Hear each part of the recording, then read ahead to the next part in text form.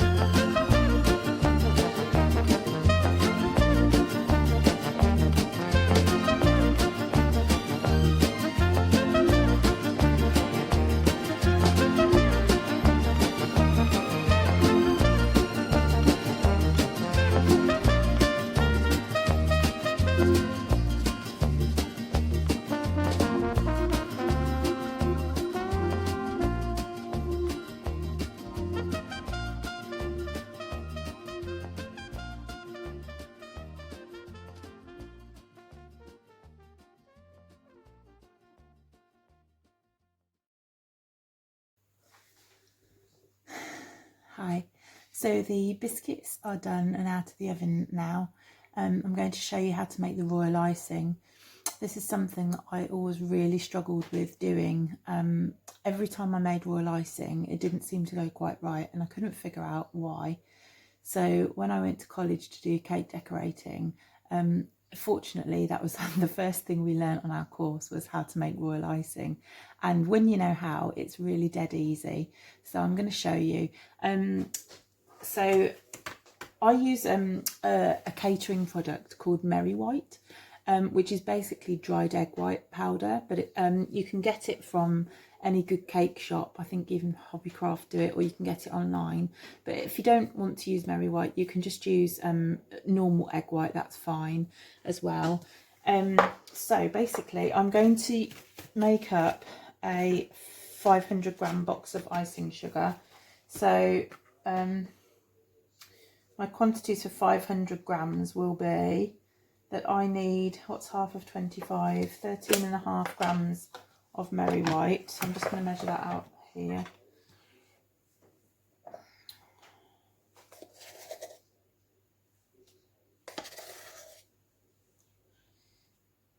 Oh, I hope I've got enough in here. Oh, yeah, 14.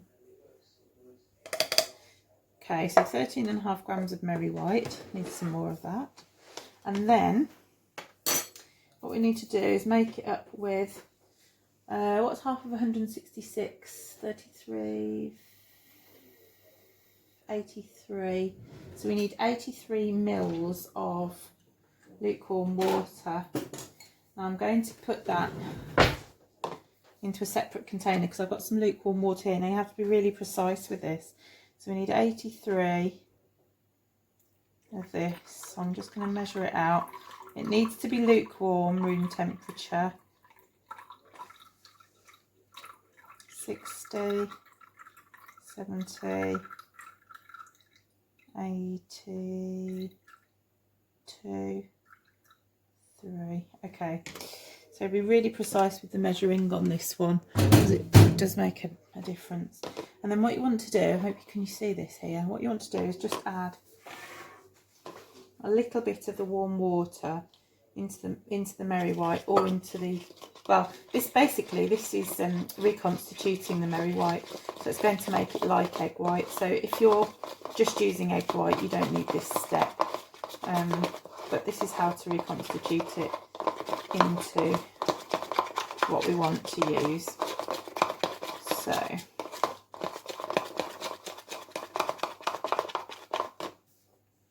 and then we just gradually mix that in.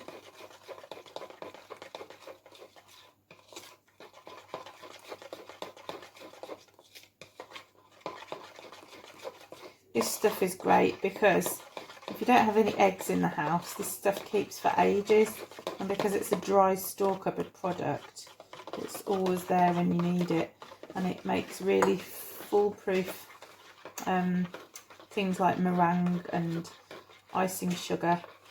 When you use one egg white, sometimes you can't be sure exactly how much that weighs, whereas with the Merry White you can measure it exactly. So that's why the catering industry tends to use this a bit more, but you can make really good meringues with it as well. Right, so that's my Merry White ready. So all you need to do then now is, I'll put that recipe away, now I know what I'm doing. Get your mixer bowl, and you want to, you don't have to be very precise at all with this part. Literally just put about half of your, however much icing you're making. Obviously you'll need, if you're using raw egg, you'll need to work out the right amount of egg white that you need for the quantity of icing sugar that you're making. But to be honest, the whole box seems like a lot, but this doesn't go very far when it's made up. So put about half of that packet in there, and then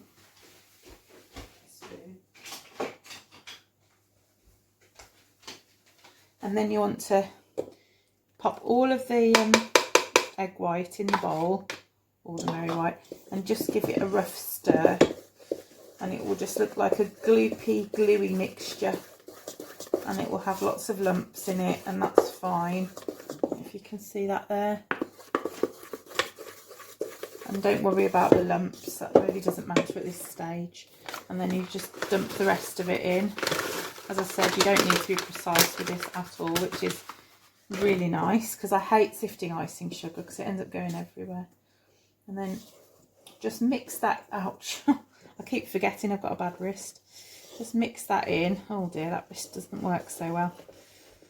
It's funny, isn't it, when you're right-handed, your left hand doesn't seem to know what to do.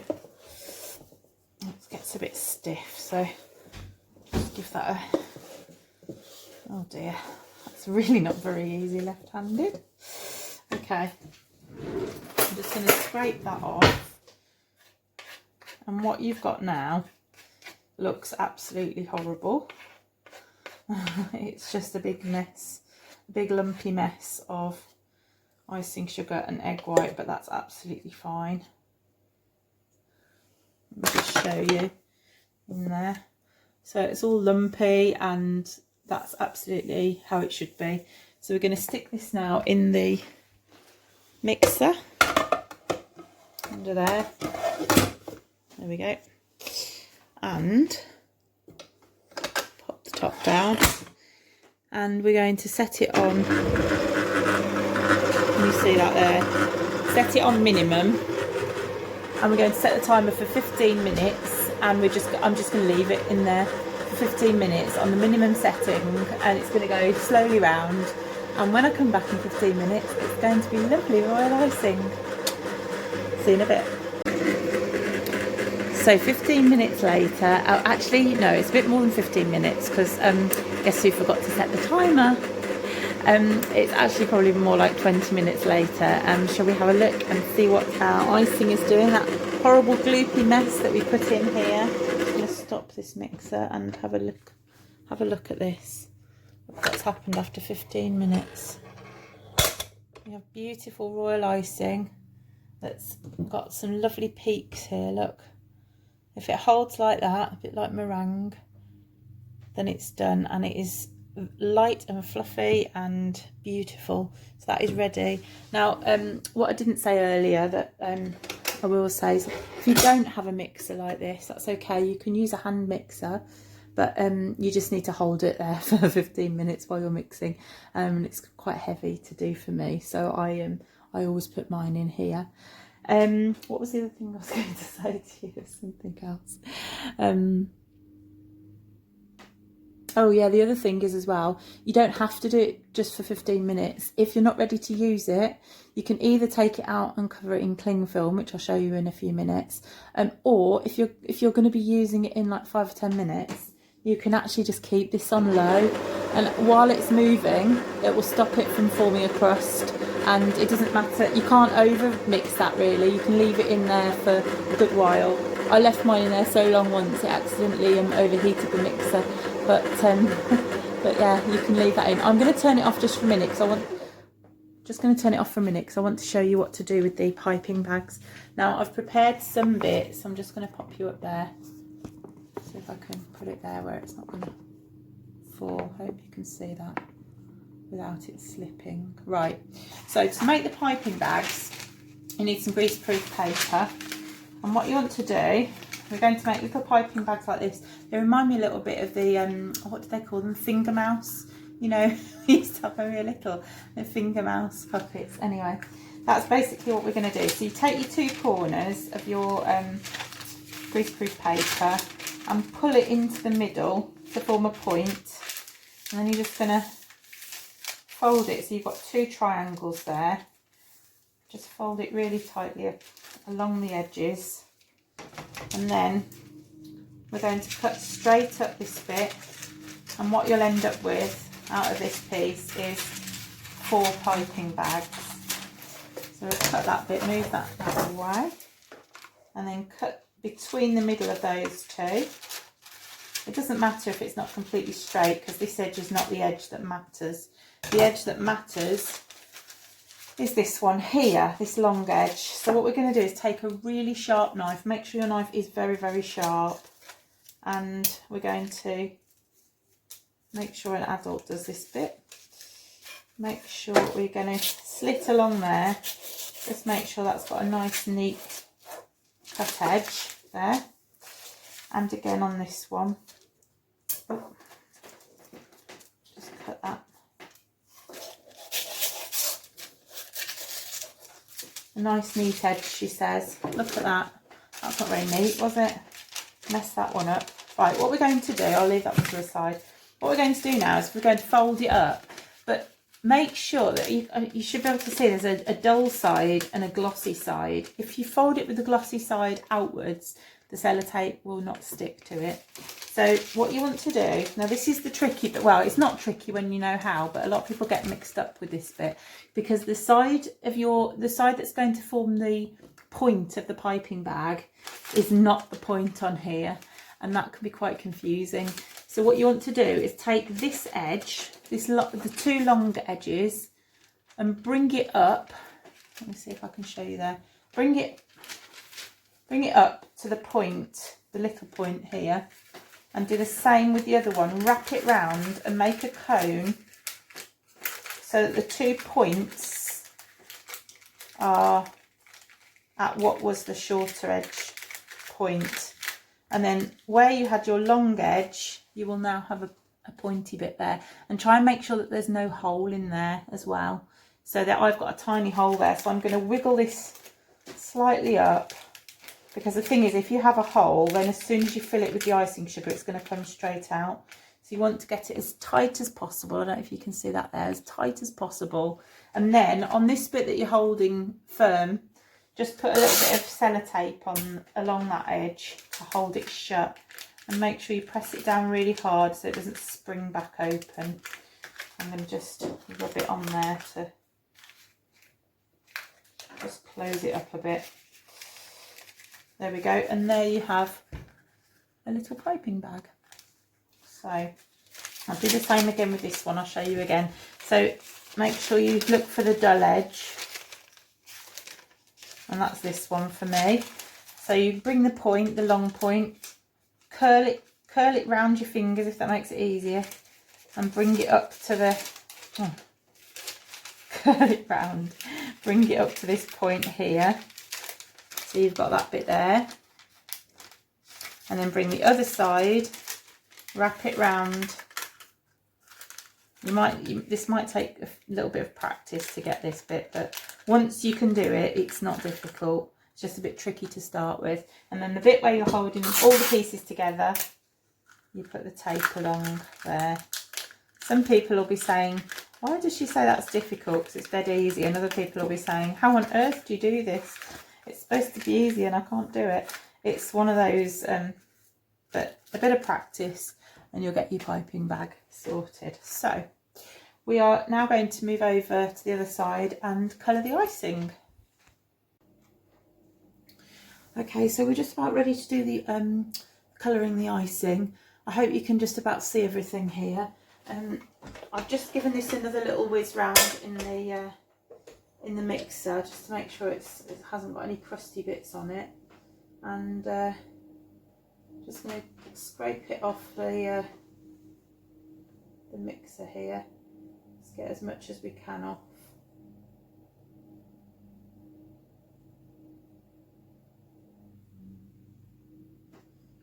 Now you might have wondered why the piping bags are so small. The reason that I make small ones is because they're a lot more easy to handle when you're doing small detail work. If you've ever done any piping before and you try and do small detail from a big piping bag, it can be quite difficult to control it. So the reason I use these little ones is because you can control it a bit more like a pen. There we go. So got our lovely icing in there. I'm still using this bad wrist and it's absolutely killing me. Right, I don't think I'm ever going to learn. Okay, you might wonder why I've got an abundance of knives here and spoons. That's because this bit always takes loads of knives and spoons, because you need a clean one every time you dip back into the colour, because you obviously can't put one that's already got icing over it into the colouring. So that's going to go straight in the wash now. I've only used it once. I'm going to save this bit for later. Now what we'll do is we'll do the blue one first. So get a spoon of, well, actually what we'll do is we'll split this, I think, between the 4 dishes. I've got blue, purple, green and yellow here, so we'll split that between them. Ouch.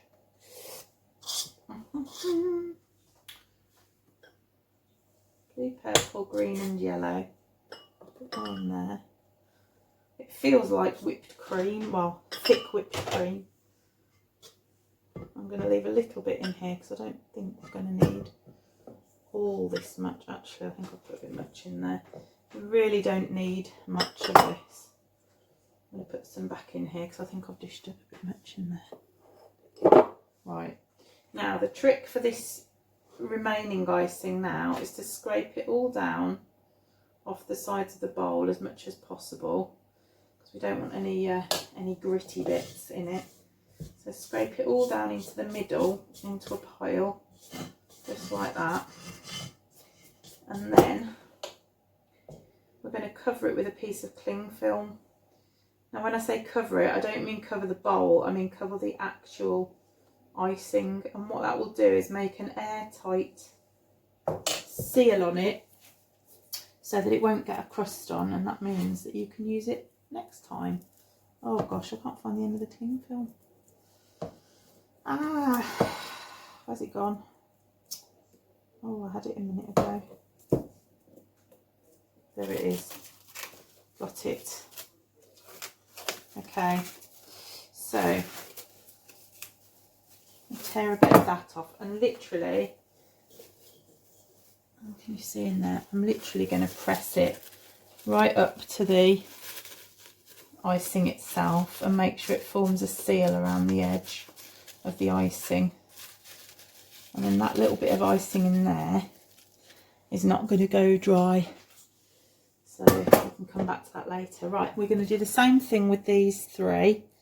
We're going to give them each their own little bit of cling film to stop them drying. This icing dries out so quickly that you really do need to protect it, otherwise you will find that you've got crusty bits. So just cover this over just loosely, because we'll be coming back to that in a second.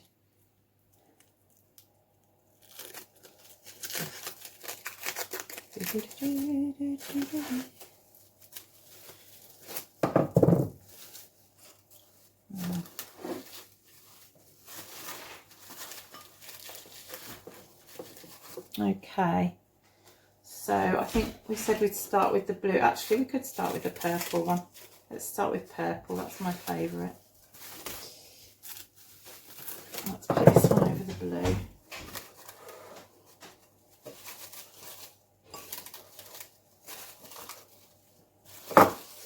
Okay, so now we've got those covered, we're going to get a bit of food colouring. If you can see this one. Let's switch it over to green. Right, get a bit of food colouring. Now I'm using the paste food colours. You can buy these in Hobbycraft or order them online. But these are really concentrated food colourings, and they're really good ones. I've used these for years for my cake decorating, and they work really, really well. Because they're not liquid, they don't make your icing split. If you use liquid food colouring on this, it will split. The paste won't make it split, and it's a much richer colour as well, so you don't need so much of it. So we just start to mix that in. And I think this is probably going to be about the right amount on this knife. I'm just going to scrape it off there. This one's grape violet I'm using here. And we're just going to mix that until it's all completely turned purple. Now, because we're doing spring ones, I don't want heavy colours. I just want pastel-y colours, really. So I'm not putting too much... Ouch. Oh, this wrist is hurting me. I'm not putting too much... oh, gosh. Too much food colouring in. Let me just get a spatula. Scrape it off here.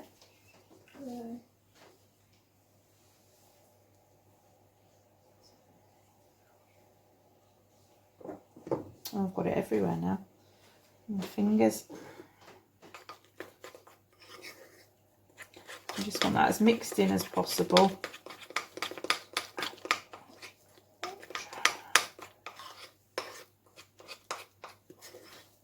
And then I'm going to scrape that down, scrape it down off the side of the bowl and leave it to settle with some cling film over it.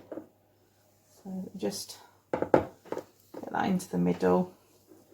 It's not completely mixed in, but it's pretty much there. So we'll just pop that on there. Give it some cling film to cover it. And then I'll do the other three without the camera on, because you'll probably get bored otherwise. You can rewind that part if you're not sure of any of those stages. And I'll see you when they're all coloured. Okay, so all the icing is coloured now, and I'm just going to put the icing into piping bags. I've done my 3 blue ones already, but I've been having a bit of trouble with getting the sellotape to stick today. I don't know why. Sometimes it can be a bit like that. What I've decided to do, because I was having trouble getting them filled up, is I've put them in these little jars just to hold them, or little cups, just to hold them upright while I put some icing into them. And I've also thinned the icing a tiny bit with a drip of water, because when I put the blue one in at the beginning, it was just too thick and it wasn't coming off the spoon. So I've just put a tiny drop of water in each colour, and this is the tricky bit, guys, because it's such a fiddly little piping bag, but we just want all that in there. And then, so you've got it filled like that, just a tiny bit, like literally a teaspoon's worth, and then you pinch it at the top, force it down into the nose of the piping bag, and you can take that bit off. I'm just going to wash my hands, because if you get sugar, if you get sticky hands and you get sugar on your hands, and it goes all over the piping bag, the sellotape won't seal the piping bag. So you need clean, dry hands. Just make sure they're completely dry. And then we're going to, oh look, it's coming off already around the back. Then we're going to fold the 2 corners in. So one corner there, and then you're going to fold it down, down, and wrap it over the top like that. And then we get a bit of sellotape and pop it on the top there, like so. And there you have your little filled piping bag. Now that's got green in it. Now, oops, see, I didn't quite make I've got a little bit of a hole there in the end. Can you see it's coming out already? Like a little mudworm. Now, I feel a bit like the little red hen today, because I was going to do this with my children. One's 10, one's 12. Neither of them wanted to bake the biscuits, and neither of them wanted to help me do the icing. But both of them want to eat the biscuits. So I think I might be able to persuade them to come help me decorate in a minute. But my daughter's just seen the icing colours that I've made. So I've made 4 colours. She's just come over and said, "Mummy, you haven't done pink." She wants pink for the rabbits, so I'm going to have to make up a pink one as well. Now, if you squidge it and a bit comes out, a bit too much comes out, don't worry. Just keep squidging it and then just take off the excess. I know it seems a bit messy, but take it off and then wash your hands straight away.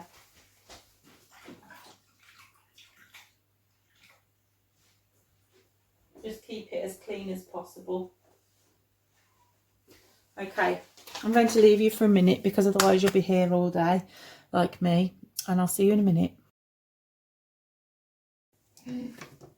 Okay, so we're just at the decorating stage now. You just need to take the piping bag with the icing and just snip a tiny little bit off the end there, just like that, and then you can decorate with it. So have we got them all done yet? Not yet. Have I done all of Daniel's? I think so. Okay.